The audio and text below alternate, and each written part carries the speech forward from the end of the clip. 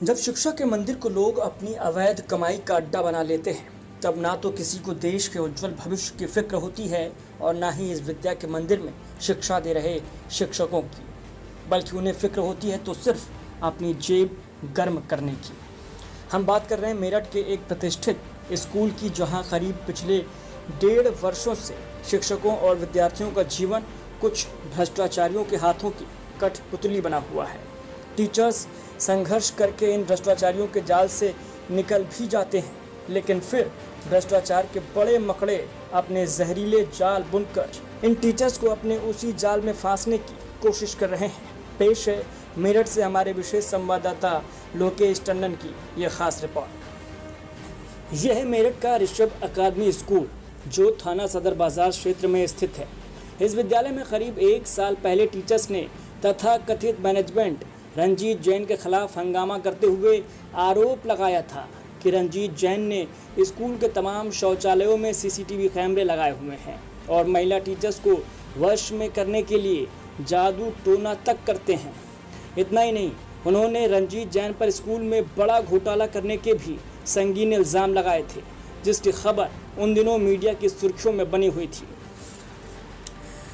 Teachers की शिकायत पर कुछ दिनों बाद पुलिस ने रंजीत जैन और स्कूल की तत्कालीन प्रिंसिपल याचना भारद्वाज को गिरफ्तार भी कर लिया था, जिसके बाद स्कूल के पूरे स्टाफ ने राहत की सांस ली और सोचा कि अब नई जिंदगी के अच्छे सफ़र की शुरुआत होगी। लेकिन उन्हें क्या मालूम था कि एक रंजीत जाएगा तो दूसरा भ्रष्टाचारी अजय जैन बन जाएगा और इस स्कूल पर अवैध तरीके से कब्जा कर बड़ा घोटाला करना शुरू कर देगा। और हुआ भी ठीक ऐसा ही। क्या नाम आपका? अजय जैन। अजय जी, क्या है अभी आप स्कूल में? प्रबंधक। अजय जैन नाम के इस शख्स ने स्कूल में अपना अवैध अधिकार जमाना शुरू कर दिया और वो अपने आप को स्कूल का मैनेजमेंट घोषित करने की कोशिशें करने लगा, जिसका स्कूल के अधिकतर स्टाफ ने विरोध भी किया। टीचर्स द्वारा अजय ने गलत कामों का विरोध होता देख अपनी सारी हदें पार कर दी और महिला टीचर्स के साथ अभद्रता करते हुए गाली गलौज तक करने लगा। अजय जैन का ये खौफनाक रूप देखकर टीचर्स एक बार फिर खौफ के साए में आ गए और स्कूल में हंगामा शुरू कर दिया। हंगामे की खबर लगते ही संजय जैन मौके पर पहुंचे और स्टाफ से बातचीत कर स्थिति को कंट्रोल करने की कोशिश की। आपको बता दें कि संजय जैन ही वो शख्स है जिसने रंजीत जैन के समय स्कूल में हो रहे टीचर्स पर अत्याचारों के खिलाफ आवाज़ बनकर रंजीत जैन को सलाखों के पीछे भिजवाया था। संजय जैन ने एलटीवी से बातचीत करते हुए बताया कि स्कूल अभी भी लगातार अव्यवस्थाओं की भेंट चढ़ रहा है, जिसकी जिम्मेदारी अजय जैन के साथ स्कूल की मेन कमेटी की भी है। संजय जैन का कहना है कि प्रशासन से लेकर शासन तक वो न्याय के लिए भटक रहे हैं, लेकिन उन्हें कहीं से भी उम्मीद की कोई किरण नहीं दिखाई दे रही है। लेकिन अब स्कूल का सहारा बनकर आए संजय भी इन भ्रष्टाचारियों के आगे घुटने टेकते नजर आ रहे हैं। अब सवाल यही बनता है कि आखिर इस शिक्षा के मंदिर को कब इस भ्रष्टाचार के ग्रहण से आखिरी बार मुक्ति मिल पाएगी। 1 साल पहले चर्चाओं में आया ऋषभ एकेडमी एक बार फिर चर्चाओं में आ गया है, क्योंकि यहाँ पर जो पहले बात सामने निकल के आई थी टीचर्स के उत्पीड़न की, आज फिर वही टीचर का उत्पीड़न होना शुरू हो गया है। यहाँ पर मैनेजमेंट और टीचर्स में आपस की जो रार चल रही है वो अभी भी थमने का नाम नहीं ले रही है। जो यहाँ अजय जैन हैं, जो अपने आप को मैनेजर यहाँ पर बता रहे हैं, और उसके साथ साथ यहाँ स्कूल के अंदर अभी तक कोई प्रिंसिपल भी नहीं बना है, जिसके चलते यहाँ पर लगभग 1300 से 1400 जो बच्चे हैं उनकी जिंदगी बर्बाद हो रही है। और साथ ही साथ जो 200 स्टाफ है, 200 टीचर्स और अदर स्टाफ है, उनके परिवार का भी जीवन काल संकट में दिखाई दे रहा है।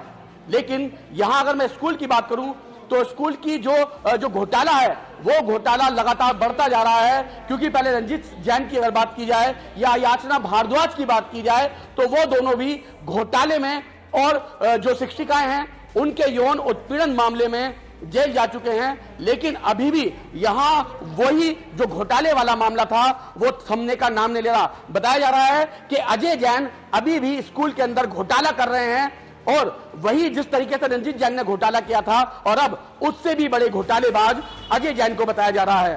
संजय जी, सारा जो स्कूल का स्टाफ है वो आपकी बात मानता है, लेकिन उसके बावजूद भी आज इनके साथ फिर पहले जैसा व्यवहार हो रहा है।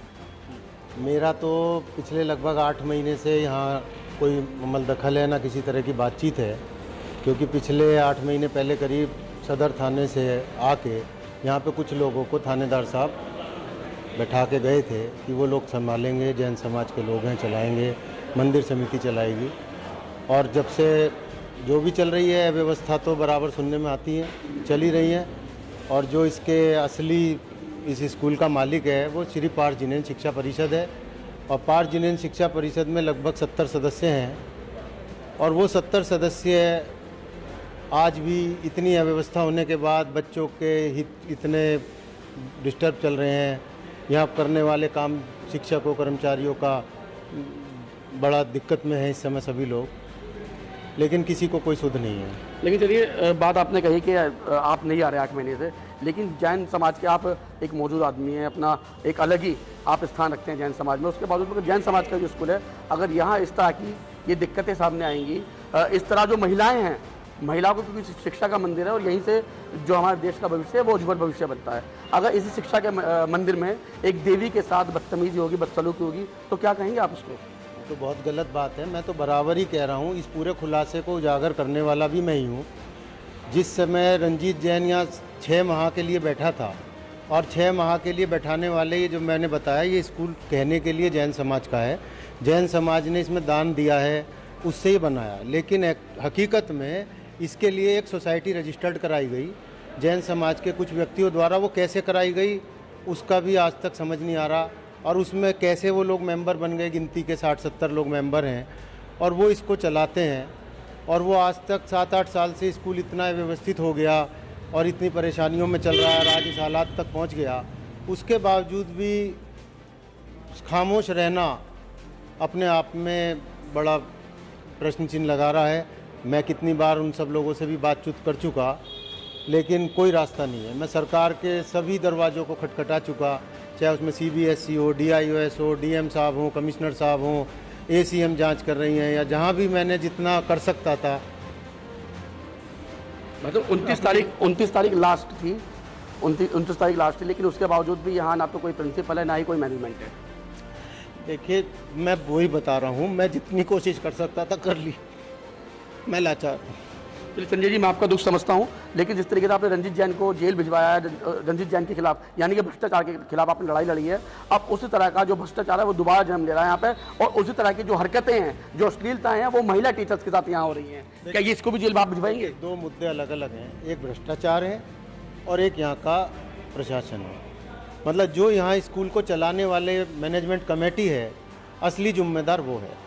अगर रंजीत जैन ने या किसी ने भी जो भी किया यहाँ, और चाहे जो भी कुछ आज हो रहा है, उस सब का जिम्मेदार, जिन्होंने जिम्मेदारी ली थी, जिन्होंने यहाँ की मैनेजमेंट कमेटी बनाने की जिनकी जिम्मेदारी है, जिन सदस्यों की, वास्तविक जिम्मेदार वही है, वही वास्तविक इसके लिए दोषी है। तो बिल्कुल संजय जैन जी हैं, जैन समाज में अपना एक अलग ही स्थान रखते हैं, और जो रंजीत जैन का जो घोटाला था, या रंजीत जैन को जेल भेजने की कार्रवाई भी संजय जैन जी द्वारा कराई गई है। लेकिन अब अगर अजय जैन के घोटालों की बात आती है तो उसको लेकर भी कहीं ना कहीं ये कार्रवाई करेंगे, और साथ ही साथ जो असली मैनेजमेंट कमेटी है यहाँ की, जिनका नाम इन्होंने उजागर किया है, उस मैनेजमेंट कमेटी में भी तमाम तरह के इन्होंने आरोप लगाए हैं।